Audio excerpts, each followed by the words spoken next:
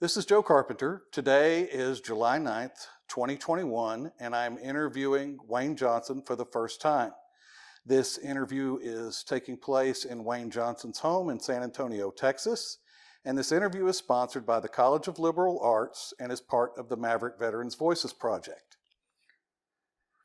Thank you for having us in your home. Good to have you. Thank you. Where are you from originally, and what can you tell me about your growing up? I'm originally from Dallas, Texas. I grew up in Dallas, went to high school in Dallas. What high school did you attend? Madison. Were you involved in ROTC in high school? Yes, I was. Tell me a little bit about that. How did you get interested in ROTC in high school? I always had an interest in military sorts of things, and we had a junior ROTC in Madison, and also had a drill team. I was involved in the drill team for my junior and senior year. Were any of your family members in the military?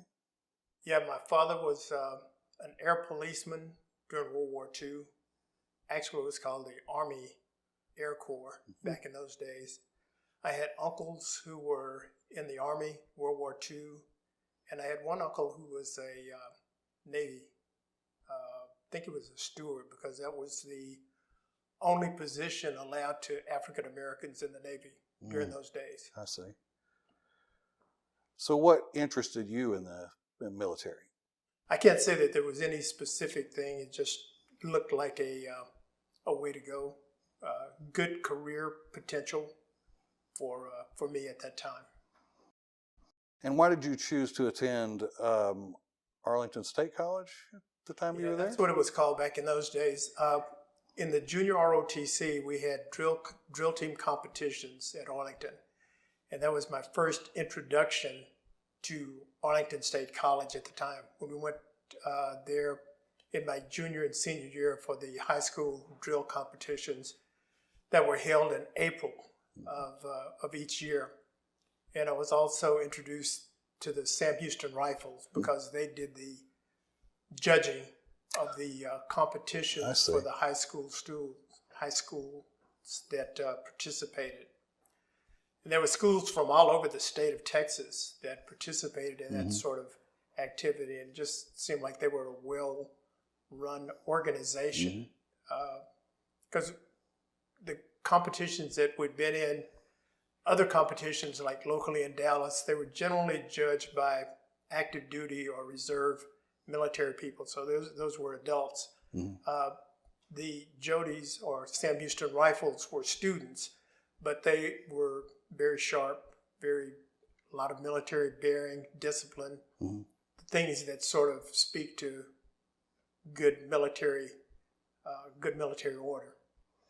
So when you attended Arlington State College, you were in the ROTC as well, and you were also a Sam Houston Rifle, is that correct? Yes. And you were the third African-American Sam Houston Rifle, is that what I understand? In terms of what are called cord members or elected people, yeah, I was the third. The year before I joined, which was in '65, the first was Mickey Carson. And then the second African-American was William Thompson. He and I went to the same high school, so he was elected just before I was. And what was your major while you were at Arlington State? I was a history major. And why did you choose history? Low math requirements. I knew that already. That's why I chose history too. So, we're in the same boat there.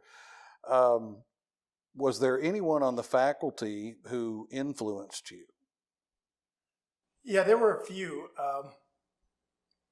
I remember a physics professor, Keith Tompkins. He made physics interesting. And even though there was some math involved in that, he was able to describe it in such a manner that it was easy to sort of comprehend. Sure. Carter Boren, who was a philosophy professor, he taught a course in logic that I found very useful in life. And there were several of the military science faculty that were instrumental, I guess, in helping me understand and appreciate the military. Colonel Shea. Mm-hmm. Colonel Shea probably was the one who was the most influential, because in 1969 I had only a few hours left, and I wanted to take my commission before I graduated. Colonel Shea would have nothing of it. Really? He said, if you don't get your degree, you're not getting commission. Right. And probably that was a good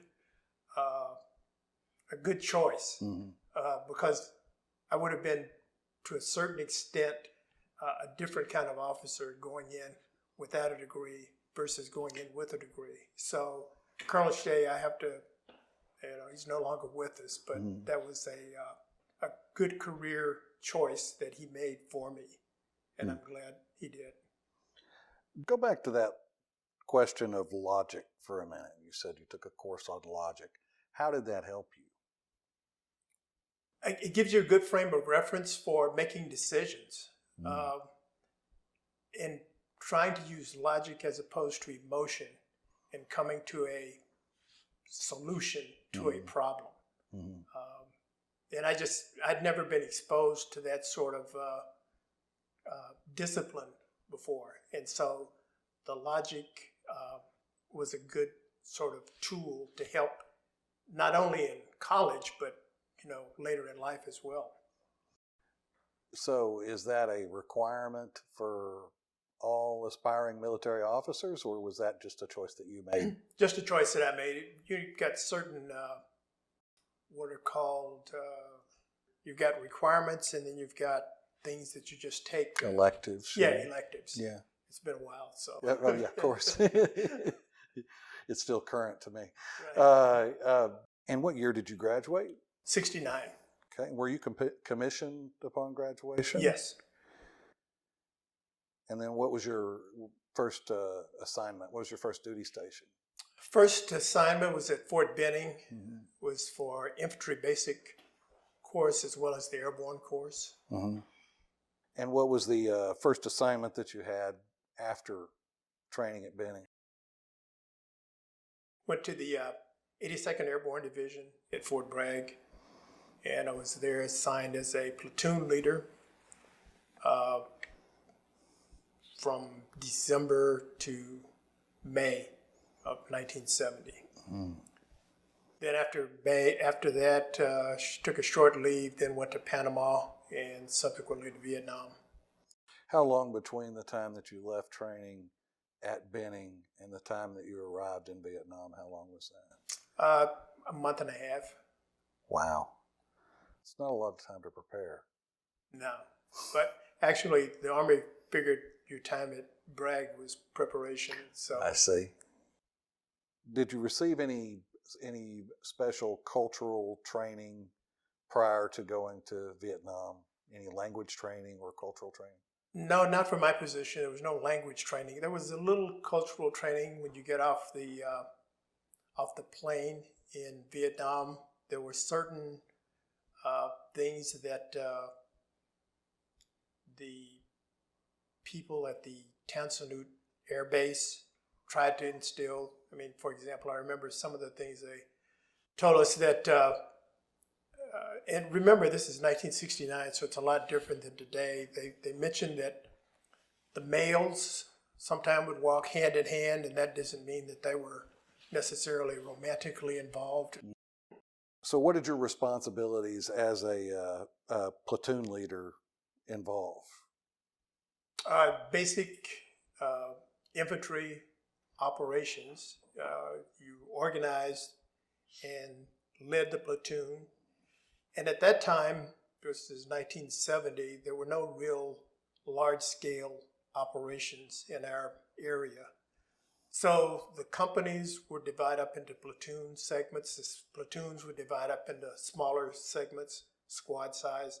Although I have to admit, I never had anywhere near the number of people that a infantry platoon was designated to have. My platoon probably at the maximum was probably 20 people. And you divide those 20 people up into 3 or 4 teams depending on how much area you had to cover and how much support you had in terms of artillery or gunships or anything of that matter, as well as you had to keep them close enough together so that they could mutually support each other should something bad happen. How was that a change from earlier in the war? How was this? How were these tactics different from what you know of earlier in the war? Early in the war, there were lots of battalion-size operations where you got multiple companies. So the platoon was operating within the confines of a company concept.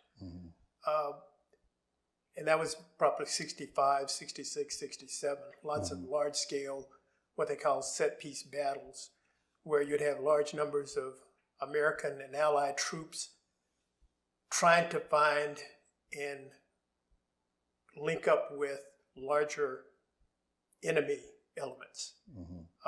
In the area that I was in, I don't think in 1960, 69 and 70, we didn't have any battles of that sort, but I was familiar with earlier locations. I mean, you may have heard of Hamburger Hill that the 101st was in. Sure. Quezon that the Marines were in. Those were further north. I guess I was lucky in that I was in what's called 2 Corps, which is the Central Highlands. So it was a little more difficult for us to pin the enemy down in large concentrations because just as they dispersed, we dispersed. So there weren't as many large battles in those days. What were the main challenges that you as a platoon leader faced during that period of time in Vietnam? I know that you mentioned that you experienced some losses in your platoon, for instance. Can you talk a little bit about that? Well, the first part of your question was what were the challenges? The main challenges as a platoon leader you'd face. I guess the main challenge was there were a lot of drugs that the troops were involved in sometimes. Typically, you didn't see much of that activity as long as they were out in the field in combat operations. I mean, there were some people, I'm sure, that tried to, from time to time, smoke a doobie. Right.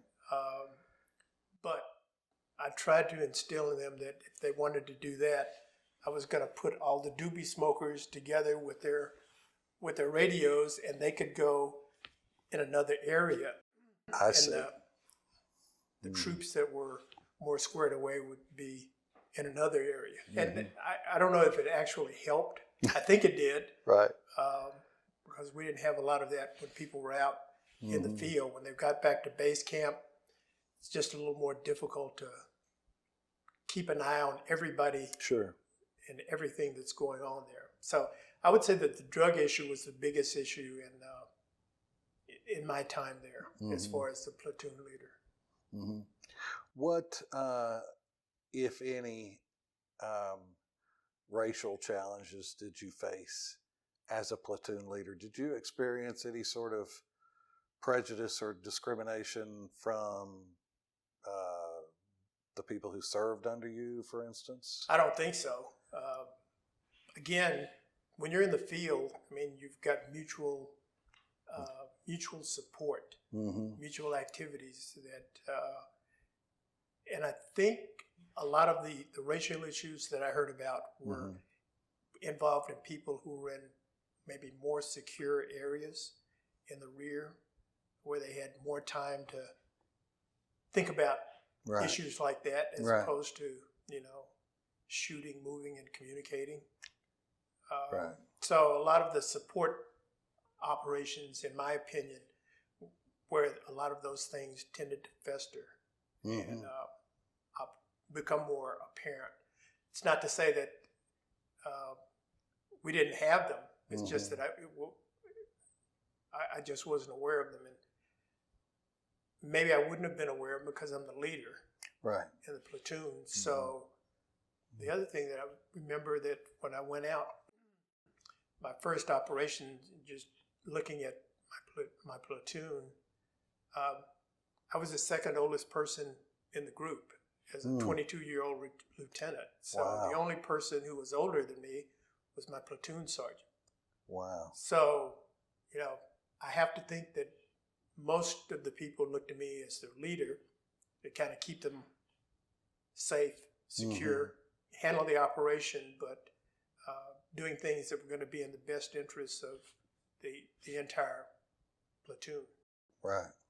So I mentioned this just briefly, but this is a question that I'd asked you before.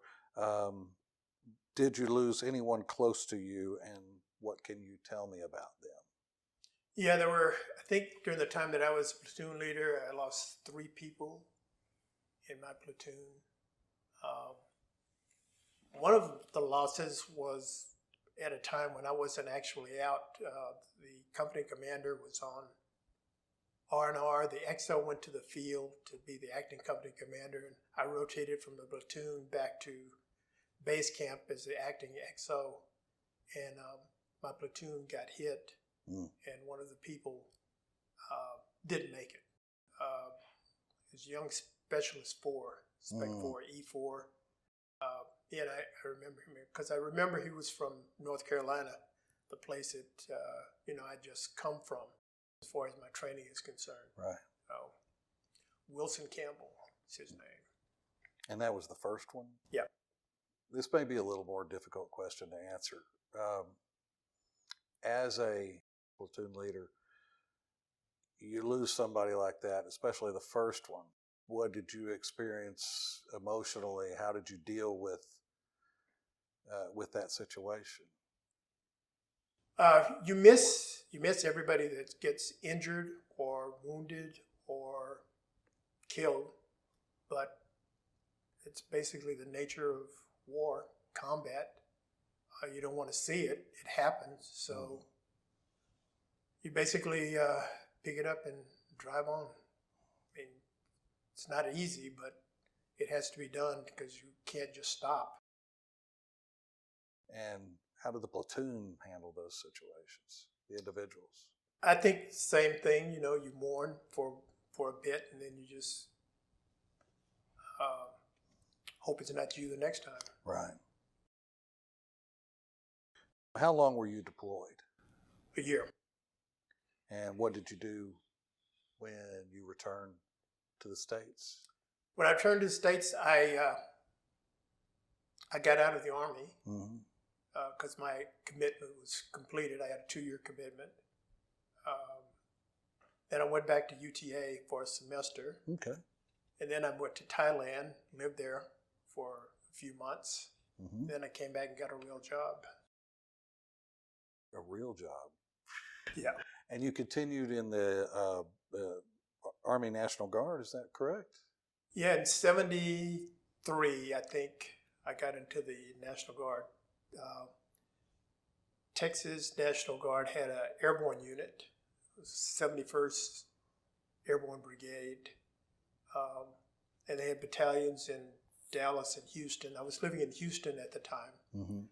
So one of the people, because remember the draft was still on then, and some of the people that I worked with at my company were part of the National Guard, and they mentioned to me that they had an airborne unit. And suggested that I talk to one of the company commanders, and I did, and he said they had a spot for me. And so since it was airborne related, and I love to jump, they talked me into it easily. What was your rank when you left the service? When I left in active duty, it was first lieutenant. And when you left the National Guard? I was a captain. And did you receive any medals or citations? Airborne wings, combat infantryman's badge, Bronze Star. The big one seems like this for all infantry is the combat infantry badge. That's a big deal. Yeah, it is. I mean, it means you've been shot at and missed. In many cases, shot and missed. That's the ultimate. Yeah. And a senior airborne badge. Yeah, I didn't get that until I was in the National Guard Mhm. because it takes a number of jumps to get that, and also be jump master qualified. Mhm. So I did that while I was in the National Guard. How many jumps does that take? Takes 30, minimum of 30. How many jumps do you think you had over your entire It's career? less than 40. I asked this question before or hinted at it before, and I'd like you to go back through your college experience all the way through your Army career. Okay. In regard to discrimination, there was a lot of upheaval in the country over civil rights. 1968, Martin Luther King was assassinated, for instance. There was a more militant form of civil rights coming up. How did you, as an African American and a college student to a serving Army officer, deal with that or see those activities going on around you? Well, thinking back to the college days, there wasn't a big deal to me in Arlington regarding the civil rights issue. Maybe because there weren't as many African American students. Mm-hmm. I remember one of the big deals was changing the symbol from UTA from the rebel, which did seem to generate a great deal of interest from some students who wanted to keep the rebel symbol, as opposed and others who wanted to do away with it. And eventually, it was done away with. But at that time, one of my issues, I guess, was I don't think I was that necessarily affected because my focus was on school, jobs, and getting out of UTA. Right. And I really didn't run into any personal attacks or personal negative interactions with other students. Because most of the time I was dealing with just ROTC, Right. Army people, and I don't really have any real association with people who were not in the Army ROTC sphere. I see. Okay. And when you went on to serve as an Army officer, Again, very that was similar. Yeah, pretty similar for me because I'm not really involved in joining lots of activities outside of what I do. I do my job, and that's pretty much it. Yeah. I guess if I'd been more of an activist, it would have been different, but I wasn't, so I didn't experience activities that were confrontational. How did you feel about the changing of the mascot from the rebels, which represented the Confederacy, obviously, to the Mavericks? Well, obviously, I wouldn't be a fan of the Confederacy. I mean, Sure. Obviously, they lost, so that's Kind of hard to be a fan of that. yeah. In my point of view. Yeah. You know, before I went to UTA, I didn't really know what the mascot was, and but thinking back on it, that's probably not the best representation for a university. Was there anyone that you served with who influenced you? Oh yeah, my first company commander. Yeah, Tell me a we're little still in bit. contact from time to time now. At Fort Bragg. He was a good mentor. What was his name? Peter Trusco. And how did he influence you? Just the way he handled the troops. Fair guy. Able to teach and not demean his young lieutenants. Yeah, good role model. And you're still in contact with him, you said. Who else are you still in contact with from your time? That's in the about service? it. Yeah? That's about it. Remember back in those days, we had individual replacements. Mm-hmm. We weren't replacing in full units like more recent times. So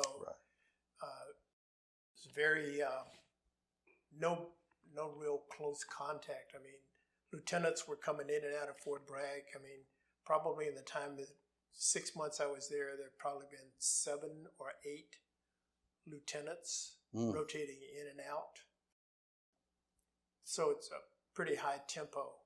And in Vietnam, I would guess in my company, usually I was the only lieutenant other than the XO. So a lot of the platoons were being led by non-commissioned officers, Right. E6s, E7s. No fraternization, obviously, between officers and NCOs. So we don't have a large cohort with whom to associate with. Now, I'd asked you this before, kind of offline, and you had an interesting question or answer to this, and it is there anything that reminds you of your service or anything that reminds you of your time in Vietnam? Any music or smells or sounds or anything that reminds you of that time that brings that back to you? No, I can't think of anything. Sometimes the French bread that they had in Saigon, when you have a piece of thick bread, and I like bread. It's not that good for me, but I like it. Right. But they do make, and the French had a big influence in Vietnam in their early years before Dien Bien Phu, and they have they left the ingredients for good bread there. So. And what did you do after you left the military? After I left the military, I worked for what is now AT&T. It's gone through several iterations. Started as Southwestern Bell, SBC Communications, and I got a position with them in the 1970s. And I worked in Houston, St. Louis, and San Antonio before I retired. And you traveled some prior to your employment with AT&T or Southwestern Bell, is that right? Yeah, I did. I lived in Thailand, went to Laos, and that's primarily it. And what did you do during that time? Was it you just touring or? Touring. I tried to get a job in Thailand, but I couldn't meet the immigration requirements.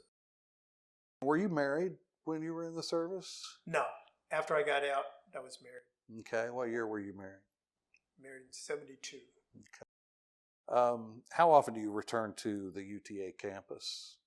Or do you return to the UTA campus? It's been a while. It's been probably 5 years since I was there last. I usually come in March for the Hall of Honor ceremonies.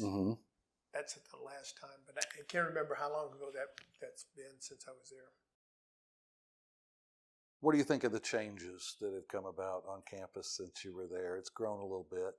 Yeah, it's massive. I mean, they were in a building spurt when I was there, but it's gone hyper now. I know it's a great engineering school when it first started there, but since Matt was not kind to me, I didn't pursue engineering. Yes. But I had several jobs on campus. Yes. I didn't mention that. I worked in the library in the audio visual section. I worked in the dorms, Davis Hall. I was a maintenance guy. Oh, really? Yeah, for 1 year. What did you maintain? One of the ramps, it's, I don't know if you remember Davis Hall, but it's a 4-story building with 4 ramps. So one of the ramps, I had the responsibility for keeping it cleaned. So not so bad. No. Okay. Yeah. A bunch of civilians. Right. What advice do you have for young people entering the military? I'd say have a plan. Try to figure out, and I would imagine most people do this, try to figure out what your interests are and figure out the branch of military. It's not just the Army, but I mean, because I'm thinking back now, some of the people that we started with, or I started with, like one of the names that comes to mind, Dan Mahoney. He was in ROTC, but he didn't take an Army commission. He took I think he took a naval commission. He went through OCS. Mm-hmm. So it's not just Army. I mean, there are people who've been in the Marines. Try to figure out what fits your lifestyle, what fits what you would like to do before you get too far down the line. Mm-hmm. That would be the main thing that I would say. Figure out what you like, what do you want to do, and then try to match up with what you want to do with whatever opportunity the military offers. Mm-hmm. And if you had the opportunity to do it all over again, would you do it the same way in hindsight? Probably not. I liked infantry, but I wasn't a swimmer, and I never learned to swim. So I didn't go to Ranger School, which I would have loved to have tried that. No guarantee that I would have been successful, but being such a weak swimmer, there was no way that I could hope to achieve that. Special Forces also is an interest to me, but again, the swimming thing. So I would like to think that I would have pursued something along those lines, making an attempt at least. But that swimming thing, it's kind of like math, you know. Right. Couldn't hang. Right. You've been successful since your days in the military, in your time at Southwestern Bell and traveling all over, and now you're a real estate broker. Is that correct? Right. And you've done well at that too. I probably exceeded my high school teachers' expectations about what my success would be in life. Well, so what do you attribute that success to? Just working hard, figuring out what needs to be done and getting it done. Obviously, the Army is sort of taught, see what has to be done, get it done in the most expeditious manner as possible. That's probably the key to success, just waking up every day and hitting it hard. Mm-hmm. And do you have anything else that you'd like to add to the interview that I have not asked? No, I think it's been pretty comprehensive. And obviously, you're a pretty sharp history major. Yeah. Well, I'd like to thank you for your time. I appreciate you having us in your home, and I thank you for your willingness to participate in the project, and I thank you for your service. Good to have you. Thank you. Appreciate it. Thank you.